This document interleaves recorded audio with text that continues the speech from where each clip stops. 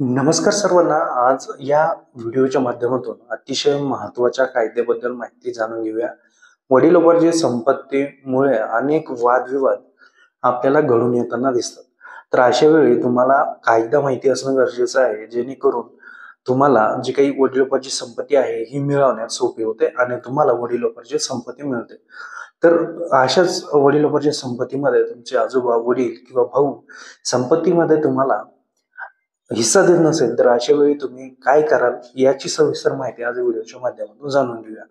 तर आपल्याला माहितीच आहे की वडिलोपार्जित म्हणजे संपत्तीचे दोन प्रकार येतात आणि त्यात महत्वाचं वडिलोपार्जित संपत्ती आणि स्वअर्जित संपत्ती. स्वअर्जित संपत्ती म्हणजेच तुम्ही स्वतः कमवलेली आणि वडिलोपार्जित म्हणजे आजोबांकडून किंवा पणजोबाकडून मिळत आलेली जमीन यालाच वडिलोपार्जित संपत्ती म्हणतात. तर अशा वेळी या ठिकाणी मुलींना आणि मुलांना समान हक्क हा वडिलोपार्जित संपत्तीमध्ये मिळतो हे आपल्याला माहितच आहे. परंतु आता या ठिकाणी अशा संपत्तीवर जर अ, स्वतः कमवलेली असेल, तर त्यावरती जो स्वतः कमवणारा व्यक्ती आहे, तर तोच व्यक्ती ठरवू शकतो की ही संपत्ती कोणाला द्यायची आहे. तर आता मुळात जर वडिलोपार्जित संपत्तीमध्ये हिस्सा तुम्हाला दिला नसेल, तर त्यावेळी तुम्ही काय कराल, तर काय आहे याची कायदेशीर प्रक्रिया याची माहिती आपण थोडक्यात जाणून घेऊया. वडिलोपार्जित मालमत्तेत किंवा संपत्तीत हिंदू उत्तराधिकारी कायद्यानुसार परिवारातील सदस्याला समान हक्क देण्यात आलेले आहे. म्हणजेच वडिलोपार्जित संपत्तीत वाटा घेण्याचा अधिकार प्रत्येकाला जन्माप्रमाणेच येतो. आणि त्याचबरोबर या ठिकाणी जर पाहायला गेलं, तर वडिलोपार्जित संपत्तीत तुम्हाला वाटा मिळाला नाही, तर वडिलोपार्जित संपत्तीत हिस्सा मिळवण्यासाठी परिवारातील सदस्यांना कायदेशीर नोटीस तुम्ही पाठवू शकता. आणि हे महत्वाचं आहे.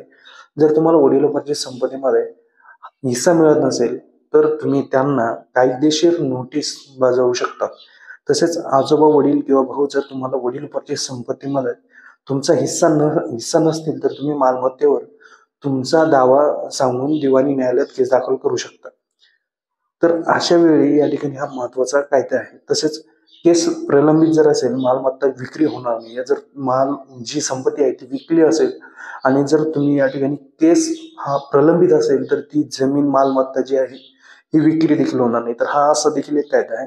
आणि त्यानंतर तुम्ही कोर्टाला सदर मालमत्तेवर स्टे बसवण्यास सांगू शकता आणि त्यावरती स्टे देखील लागू शकतो. अशा पद्धतीचा हा कायदा आहे.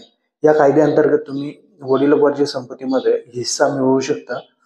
हा एक महत्वाचा कायदेशीर प्रक्रिया आहे. आणि जर मालमत्ता तुमच्या संमतीशिवाय विकली गेली असेल, इकडे लक्ष द्या, तर तुम्हाला त्या खरेदीदाराला केसमध्ये पक्षकार म्हणून जोडून तुमच्या हिस्साचा दावा करावा लागणार आहे. तर हे देखील लक्षात घ्यायचं आहे. जर मालमत्ता तुमच्या संमतीशिवाय विकली असेल, तर तुम्हाला खरेदीदाराला केसमध्ये पक्षकार म्हणून जोडून तुमच्या हिस्साचा दावा करावा लागणार आहे. हे देखील एक महत्वाचा कायदा आहे. तर अशा पद्धतीने तुम्ही वडिलोपार्जित संपत्तीमध्ये हिस्सा मिळवू शकता. ही एक छोटीशी माहिती होती. यामध्ये काही बदल असतील किंवा काही चुकलं असेल, तर नक्की कमेंटच्या माध्यमातून कळवा. अशाच महत्वपूर्ण अपडेटसाठी आपल्या चॅनलवरती नवीन आला असाल, तर चॅनलला सबस्क्राईब करून ठेवा. भेटूया पुढील व्हिडिओमध्ये. तोपर्यंत जय हिंद, जय महाराष्ट्र.